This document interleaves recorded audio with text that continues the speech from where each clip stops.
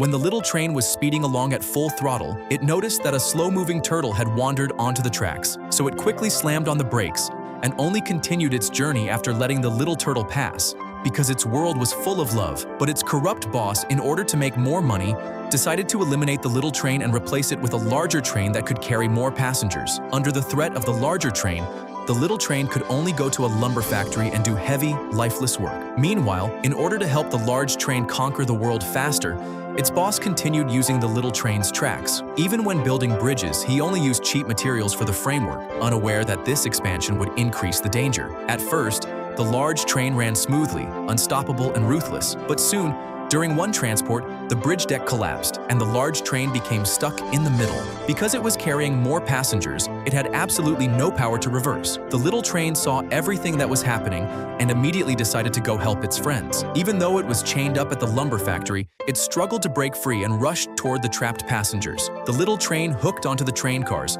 gave everything it had, and pulled the passenger cars to safety. But the danger was not over. Its engineer friend and the corrupt boss were still trapped in the front engine. Using its agile body, before the bridge completely collapsed, the little train quickly grabbed onto the engine, but its strength was running out. Seeing this, the engineer quickly started feeding it coal, giving the little train even more powerful energy. Finally, as the bridge collapsed, the little train pulled them all to safety. At the same time, the little train was completely worn out and broke down. Fortunately, people realized they did not need a cold, heartless steel monster, but rather a train filled with love. So the engineers repaired it and sent the large train to work at the lumber factory instead. After that, people stopped arguing about outdated technology and allowed them to coexist while building safer bridges.